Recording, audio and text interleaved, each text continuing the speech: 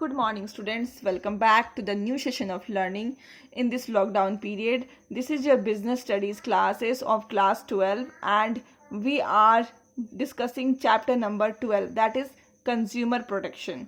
Okay, so in the last video we had done with the meaning and importance. अभी मैंने देखा हमारा जो सिलेबस है इस बार का जो कट डाउन हुआ है उसमें आपको इम्पोर्टेंस नहीं पढ़ने हैं. Okay, importance is deleted from the topic. Okay, so we have not to focus on the importance of consumer protection. दूसरा हम लोग देखने वाले हैं लीगल प्रोटेक्शन टू कंज्यूमर्स. ठीक है, कंज्यूमर्स को कौन कौन से लीगल प्रोटेक्शन मिले हुए हैं. ठीक है, तो आई थिंक तो गवर्नमेंट, इंडिया की जो गवर्नमेंट है उन्होंने बहुत सारा लॉज, लेजिस्लेशंस या फिर बोलो रूल्स रेगुलेशंस पास कर रखा है. क्यों कर रखा है? To protect the interest of consumers, consumers के इंटरेस्ट को प्रोटेक्ट करने के लिए. उसमें से एक है द कंज्यूमर प्रोटेक्शन एक्ट 1986. ठीक है, तो ये बहुत इंपॉर्टेंट है कि आपको ये लर्न होना चाहिए. Consumer protection act 1986. ठीक है, ये आता है. ठीक है, ये आपको कहीं भी आ सकता है and it's very important, you should memorise this. Okay, तो इसका नाम है कंज्यूमर प्रोटेक्शन एक्ट 1986. ठीक है, ये इसको पढ़ लेते हैं. ठीक है, enactment of consumer protection act 1986 was one of the most important steps taken to protect the interest of consumers. ये बहुत इंपॉर्टेंट स्टेप्स उठाया गया था कंज्यूमर को प्रोटेक्ट करने के लिए इस एक्ट को पास करके. ओके, लेकिन इस एक्ट ये कब फोर्स में आया?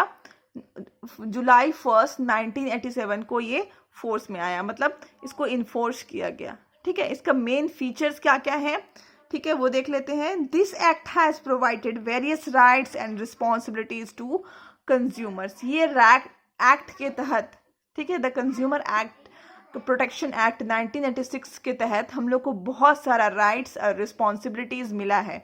हम लोगों को मतलब वी आर द कंज्यूमर्स, हम लोग सब कोई कंज्यूमर्स हैं. ठीक है, तो हम लोग को बहुत सारे राइट्स एंड रिस्पॉन्सिबिलिटीज मिले हैं. Okay, it provide safeguard to customers. ठीक है, against defective goods, deficient services, unfair trade practices and other forms of their exploitation. Okay, तो सबसे पहला चीज़ तो हमें इस एक्ट के तहत बहुत सारे राइट्स एंड रिस्पॉन्सिबिलिटीज़ मिले हुए हैं. और दूसरा, ये हमें सेफगार्ड प्रोवाइड कराता है अगेंस्ट डिफेक्टिव गुड्स. जो डिफेक्टिव गुड्स होते हैं, डिफिशिएंट्स गुड्स होते हैं, और सर्विसेज जो बेकार टाइप के सर्विसेज होते हैं. ठीक है, अनफेयर ट्रेड प्रैक्टिसेस जो फॉलो होता है, चाहे सही वेट नहीं देना या फिर कुछ मिलावट करके सामान दे देना. ठीक है, और भी बहुत सारे फॉर्म्स होते हैं. ठीक है, जैसे जो हेल्थ के लिए हार्मफुल प्रोडक्ट्स है, केमिकल्स है, वैसे कुछ मिला देना. ठीक है, all this things are comes under safeguard to customers. Okay, then third is कि हमें 3 टायर रिड्रेसल एजेंसीज मिला हुआ है. थ्री टायर रिड्रेसल एजेंसीज मिली हुई है जहाँ की हम अपना कंप्लेन फाइल कर सकते हैं, और इसको हम लोग बोलते हैं district forum, state commission and national commissions. ये तीनों चीज़ मिले हुए हैं हमें. अब हम आगे देखने वाले हैं कंज्यूमर राइट्स. हमें कौन कौन से अधिकार, राइट्स मतलब अधिकार होते हैं, हमें कौन कौन से अधिकार मिले हुए हैं. ठीक है, ऑल्दो बिजनेसमैन को ये पता है कि सोशल रिस्पॉन्सिबिलिटी, आपने 11th क्लास में ऑलरेडी पढ़ा है, एक चैप्टर का नाम ही था social responsibility of businessman's. Okay, तो एथिकल रिस्पॉन्सिबिलिटी इस तरह का आपने कुछ एक चैप्टर पढ़ा हुआ था. उसमें आपको बताया गया था कि जो बिजनेसमैन होते हैं वो सोसाइटी से ही सारे जो प्रोडक्ट होता है, रॉ मटेरियल होता है, वो सोसाइटी से ही एक्सट्रैक्ट करते हैं, और जब उसको फिनिश गुड्स में कन्वर्ट कर लेते हैं तो उसको सोसाइटी में ही सेल करते हैं. मतलब डायरेक्टली और indirectly they are dependent on the society. Okay, तो उनको क्या करना चाहिए? इन रिटर्न सोसाइटी का भी डेवलपमेंट के बारे में सोचना चाहिए. This is called social responsibility. ठीक है, लेकिन इसके बाद भी उनको भी पता है कि हमें ये सोशल रिस्पॉन्सिबिलिटी हमारी है और हमें इसका पालन करना चाहिए. बट इनके बाद भी वो बहुत सारे कंज्यूमर्स के साथ कुछ ना कुछ एक्सप्लॉयटेशंस कर रहे हैं. इसी की वजह से this is why the government of India has given us the following rights. तो हमें कंज्यूमर प्रोटेक्शन एक्ट के तहत ये सारे राइट्स दिए गए हैं. पहला है राइट टू सेफ्टी, ठीक है। तो इसका मतलब है कि कंज्यूमर के पास राइट है, ठीक है। According to this right the consumer have the right to be protected against the marketing of goods and services which are hazardous to life and property. मतलब कंज्यूमर के पास ये राइट है कि वो अपने आप को प्रोटेक्ट कर सके, किससे?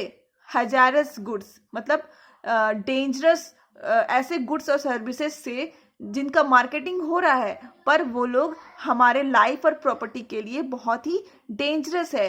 We should not consume those goods, okay. So their right is important to for safe and secure life. तो उनका राइट है कि वो उनको ऐसा गुड्स वो कंज्यूम करे जो कि उनका लाइफ को सेफ रखे और वो लोग सिक्योर लाइफ जी सके, ओके। तो this right includes concern for consumers long term interest as well as their present requirements, okay। तो ये जो राइट्स है उनको लॉन्ग टर्म इंटरेस्ट के लिए और उनकी जो प्रेजेंट रिक्वायरमेंट्स है दोनों के लिए कुछ ना कुछ प्रोवाइड कराती है। जैसे हम लोग कभी कभी देखोगे कि अगर हमें डिफेक्टिव प्रेशर कुकर मिल जाए, ठीक है, और हम लोग उसको उसमें खाना कुक कर रहे हो तो प्रेशर कुकर अगर फट जाता है तो वहाँ पे बहुत बड़ा हादसा हो सकता है, घर जल सकता है, हम लोग जल सकते हैं, जो भी खाना बना रहा हो उस समय, या फिर घर पे जितने लोग हैं सबको सबकी लाइफ डेंजर में पड़ सकती है। तो this is what they are providing us defective goods, okay. उनको वो गुड्स बेचना ही नहीं चाहिए जो कि डिफेक्टिव लग रहा हो, ताकि आगे जा कर के किसी भी कंज्यूमर का लाइफ सिक्योर ना हो। इस तरह का गुड्स उनको मार्केट में या फिर एडवर्टाइज या फिर मार्केटिंग इस तरह की गुड्स एंड सर्विसेज का नहीं होना चाहिए। This is what the right to safety says. Right of safety यही कहती है कि डिफेक्टिव गुड्स, हैजारस गुड्स, ऐसे गुड्स जिससे उनके लाइफ को खतरा है, उनके प्रॉपर्टी को खतरा है, वैसे गुड्स का मार्केटिंग बिल्कुल भी नहीं होना चाहिए, because every consumers needs safety life, okay, ठीक है। This right to safety protect the consumers from, ये जो राइट टू सेफ्टी है ये कंज्यूमर को प्रोटेक्ट करती है from sale of dangerous goods and services, okay. Then second is right to information. Right to information की मैं आपको बता दूं कि जब भी आप कोई गुड्स खरीदते हो, ठीक है, उसके पीछे में सारा दिया रहता है कि डेट ऑफ मैन्युफैक्चरिंग क्या है, क्वांटिटी कितनी पैक्ड है, उसका एमआरपी क्या है, या फिर उसको लास्ट कब तक आप यूज़ कर सकते हैं, मतलब एक्सपायरी डेट कब है, कितने सारे इंग्रेडिएंट्स उसमें डाले हुए हैं, उसमें क्या क्या इंग्रेडिएंट्स डाले हुए हैं। All the information is being given to you by in the wrapper of the product. आपको प्रोडक्ट के रैपर में सारे इंफॉर्मेशन क्यों दिए रहते हैं? इस एक्ट की वजह से, राइट टू सेफ्टी एक्ट की वजह से, ठीक है, क्योंकि हमें राइट है, अधिकार है ये जानने का कि हम कौन सा गुड्स खा रहे हैं, उसके अंदर क्या क्वांटिटी है, कितने भी क्वांटिटी है, क्या क्वालिटी है, प्योरिटी है या नहीं, उसका प्राइस कितना है। All this things are it's our right to know the information, okay। That is why we have been given such information. All the relevant should be given at suitable place, okay। So this is called right to information, ठीक है। Third is right to make choice. इसका मतलब होता है कि ये हमारे ऊपर है कि हम जाकर के हमें जो पसंद आए वो हम खरीदें। मान लो मुझे सोनी कंपनी की टीवी पसंद आए तो मैं सोनी कंपनी का खरीदूंगी, पैनासोनिक को इससे कोई एतराज नहीं होना चाहिए, ठीक है, कि मैं उसकी टीवी क्यों नहीं खरीद रही हूँ। वो मेरे पर केस नहीं कर सकता है कि she is not purchasing my brand, या फिर मैं उसको बुरा भला भी कह सकती हूँ कि no this product I don't like it, okay. I can make my own choice. Right to choice कहता है कि एवरी कंज्यूमर का has the right to choose the goods and services of his or her likings. हर एक जो consumers हैं उसके पास ये right है कि वो अपने लाइकिंग्स का गुड्स और सर्विसेज चूज कर सके, ठीक है। The right to choose means an assurance of availability and access to variety of products. इसीलिए हमारे जो जिस स्टोर में हम जाते हैं या फिर जहाँ शोरूम में हम जाते हैं वहाँ पे बहुत सारे वैरायटीज़ का, मान लो हम लोग टीवी परचेज करने जा रहे हैं तो बहुत सारे ब्रांड्स के टीवी हमें नज़र आएंगे, अगर हम फ़ोन खरीदने जा रहे हैं तो हम बहुत सारे ब्रांड्स के फ़ोन खरीदने जाएंगे। अगर आप सपोज़ करो कि आपने फ़ोन खरीदने आप गए हुए हैं किसी स्टोर पे और वहाँ पे सिर्फ आपको नोकिया की फ़ोन मिल रही है और कोई भी ब्रांड की फ़ोन नहीं मिल रही है। अगर मान लो आपकी कंट्री में ऐसा कुछ है ना, रूल्स डाला गया है कि नहीं आपको सिर्फ नोकिया की ही फ़ोन लेनी है, तो क्या आप राइट टू चॉइस वाली जो राइट है उसको आप यूज़ कर पाओगे? Answer is no. इसीलिए हमें ये राइट है कि हम अपने लाइकिंग्स की गुड्स को परचेज कर पाएँ। इसीलिए देखोगे कि जो मार्केट में बहुत सारे अलग अलग वैरायटीज़ के गुड्स और सर्विसेज हमें प्रोवाइड कराए जा रहे हैं और उसमें से हम अपनी लाइकिंग्स की गुड्स को चाहे तो खरीद सकते हैं। हम अपनी मर्जी की गुड्स खरीदते हैं।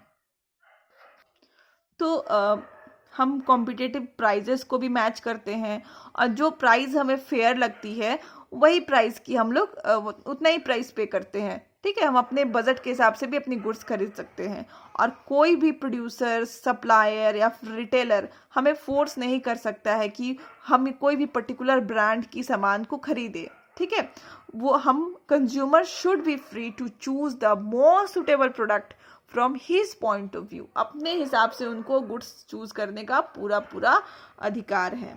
Then fourth is right to be heard और right to be representation. Okay, according to the right of consumer has been right to be represent himself or to be heard or right to advocate his interest. In case a consumer has been exploited on any complaint against the products or services, then he has the right to be heard. देखिए simple सी ये है कि अगर हमें कोई cheat करता है, ठीक है, या तो हमारे कोई राइट को हमसे कोई छीन लेता है या फिर हमें कोई भी डिफेक्टिव गुड्स दे करके हमें चीट करते हैं, तो ये हमारा पूरा अधिकार बनता है कि हमें कोई सुने। This is called right to be heard, right to be representation. ठीक है, हमारा पूरा अधिकार बनता है कि हमें कोई सुने।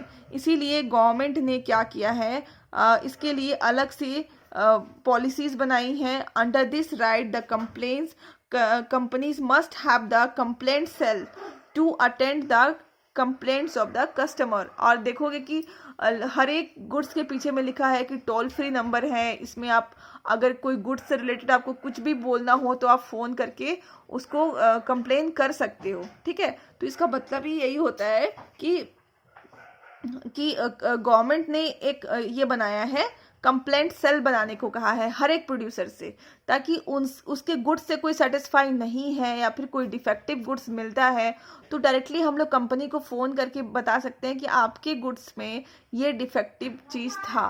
ठीक है, और ये वो हमारी बात सुनेगा because we have the right to be heard.